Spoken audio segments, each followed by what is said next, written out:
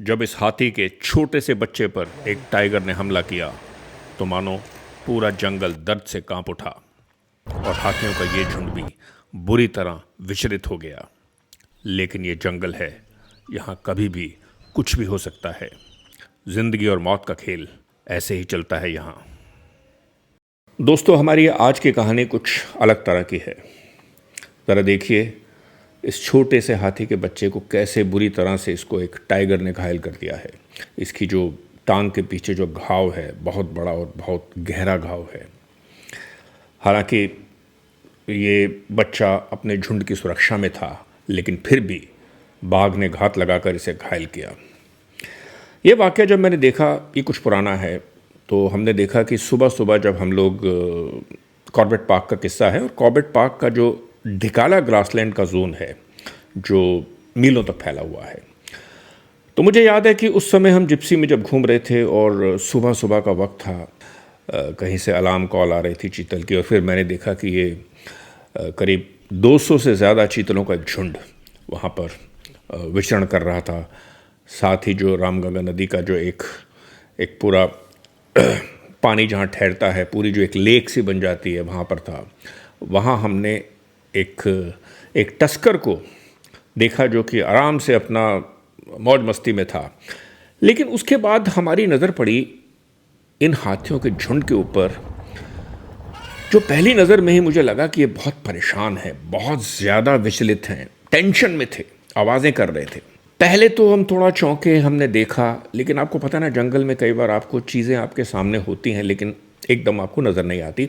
करीब 20-25 मिनट के बाद हमारी निगाह पड़ी इस बच्चे के ऊपर, और हमने देखा कि वो धीरे धीरे लंगड़ा कर चल रहा है, ढंग से उससे चला भी नहीं जा रहा था। तब हमारी नज़र पड़ी, हमारी से मतलब हमारा जो गाइड था और हमारे साथ जो ड्राइवर थे, हम सब की नज़र पड़ी उसके घाव पर। बहुत ही दर्द देने वाला घाव था, इतना बड़ा घाव था कि उससे चला भी नहीं जा रहा था। जो मैंने उसके बाद देखा, मैंने शायद ऐसा नज़ारा आज तक नहीं देखा। मैंने देखा कि किस तरह उन हाथियों का जो पूरा झुंड था वो उस बच्चे के बचाव में उतर आया है। उसकी माँ तो उस बच्चे के साथ साथ चल ही रही थी, लेकिन मैंने देखा कि जो दूसरे हाथी थे वो सभी बारी बारी से आकर उस घायल बच्चे को सांत्वना दे रहे थे। ऐसा लग रहा था अपनी सूंड से उसको सहला रहे थे, और वो बच्चा भी बहुत मुश्किल से झुंड के साथ साथ चल पा रहा था। तो करीब हमने 3-4 घंटे तक देखा इस चीज़ को।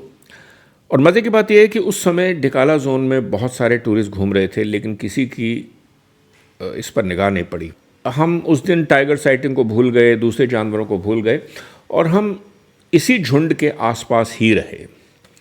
और 5-6 घंटे तक मैंने देखा कि किस तरह से ये झुंड जो है उस बच्चे को एक सुरक्षा प्रदान करे हुए है।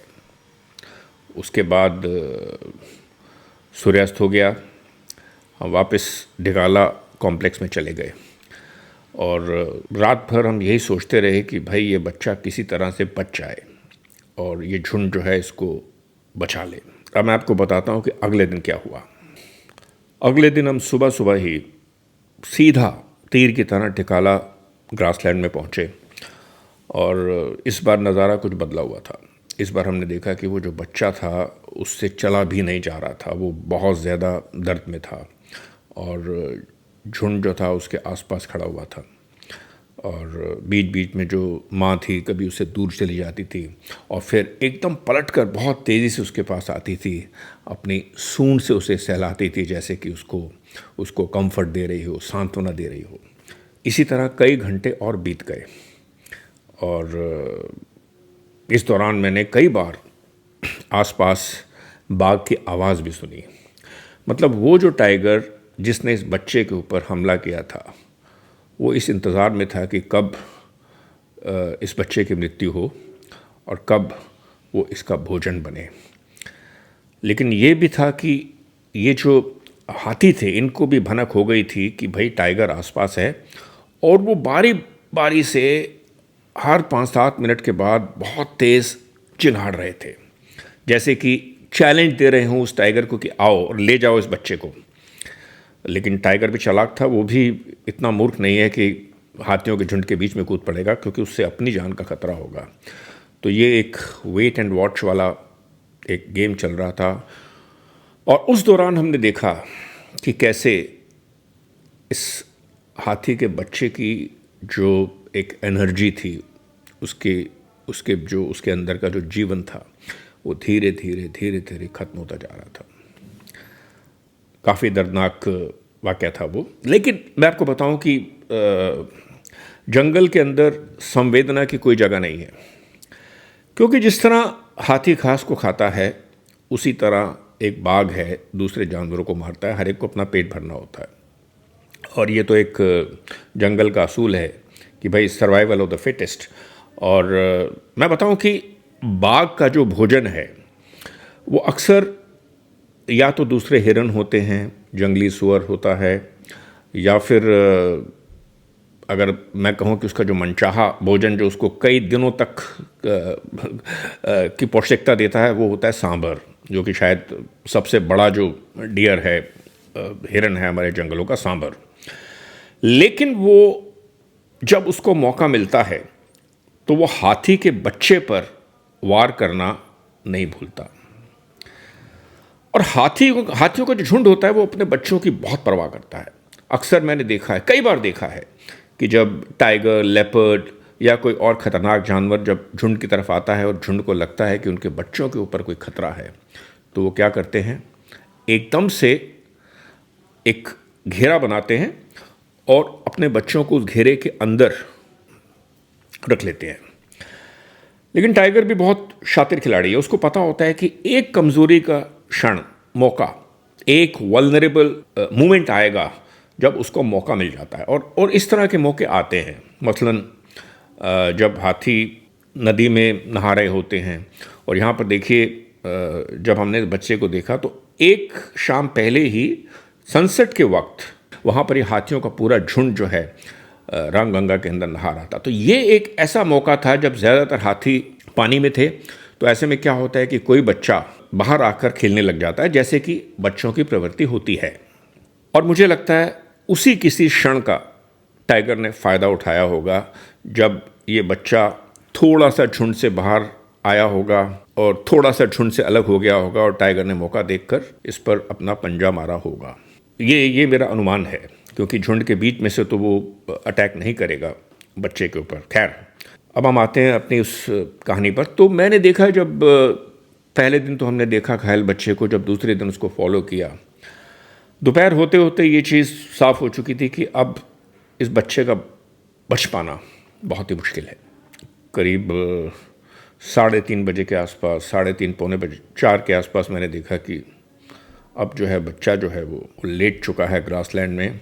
अब उसमें उठने की भी ताकत नहीं थी। हम करीब 15 मिनट तक देखते रहे। बहुत पेनफुल क्षण थे वो, क्योंकि मौत को अपने सामने देखना ये एक बहुत ही अजीबोगरीब पल था। हालांकि हम जानते हैं कि जंगलों में क्या, शहरों में क्या, ज़िंदगी और मौत तो साथ साथ ही चलती हैं। और फिर उसके बाद जो हमने एक चित्र मेरे दिमाग में जो आज तक है, वो मैं आपको दिखा रहा हूँ। आप इसको देखिए।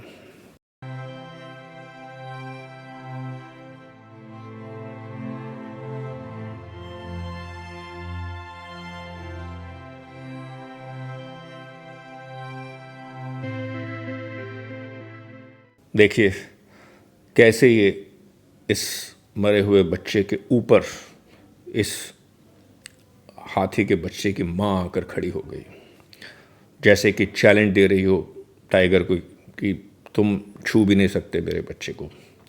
साफ जाहिर था कि जो माँ की जो फीलिंग्स थी वो उस समय दिख रही थी, और ऐसे लगा कि जैसे मैं उसके दुख को महसूस कर रहा हूँ। वो बहुत ही अजीब क्षण थे मेरे लिए। हमने करीब आधे घंटे तक देखा, और वो जो माँ थी आधे घंटे तक उस बच्चे की बॉडी के ऊपर ऐसे ही खड़ी रही। और फिर मैंने एक चीज़ और देखी कि झुंड के जो बाकी हाथी थे, उनको भी पता चल गया था कि बच्चे में अब जान नहीं है, उन्होंने माँ की भावनाओं की कदर करते हुए माँ और उसके मृत बच्चे से थोड़ी दूरी बना ली।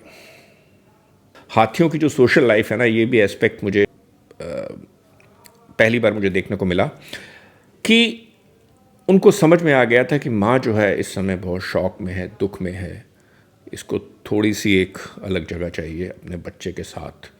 और वो पूरे धैर्य के साथ, पेशेंस के साथ वेट करते रहे, इंतज़ार करते रहे उस ग्रासलैंड में। और हम भी खड़े खड़े ये वाक़या देख रहे थे। और उसके बाद फिर सूर्यास्त हुआ और वो हाथी जो थे जंगल की तरफ निकल गए। तो ये एक दिल को हिला देने वाला किस्सा था मेरे लिए। उस समय मेरे पास वीडियो कैमरा नहीं था, जब मैं दूसरे दिन की बात कर रहा हूँ, तो इसलिए मैं आपको ये फोटोग्राफ्स के ज़रिए ही बता रहा हूँ कि ये क्या हुआ। अच्छा, अमूमन हाथी और टाइगर ये एक जंगल में कभी भी एक दूसरे से भिड़ते नहीं हैं, क्योंकि दोनों को एक दूसरे की ताकत का पता होता है। बहुत कम होता है। मैंने सिर्फ एक बार देखा कि जब एक हाथी के सामने एक टाइगर आ गया, लेकिन वो जो टाइगर भी था सब एडल्ट टाइगर था, और ये वाक़या था सांबर रोड का। और ये तस्वीर देखिए जो मैंने उस समय खींची थी, ये है वो तस्वीर। तो टाइगर्स एंड बियॉन्ड का ये किस्सा जो मैंने आज आपको सुनाया, हाथी के बच्चे की मौत का, ये थोड़ा दर्दनाक तो था, लेकिन फिर ऐसा है ना, ज़िंदगी में जहाँ दर्द है वहाँ खुशी भी है। और जंगल में भी इस तरह की चीज़ें आपको देखने को मिल जाती हैं। तो दोस्तों, ये था आज का टाइगर्स एंड बियॉन्ड का एपिसोड, और उम्मीद है आपको पसंद आया होगा। आप अपने कमेंट्स, अपने सुझाव मुझे लिख कर भेजिए। जल्दी हम मिलेंगे एक और एपिसोड के साथ।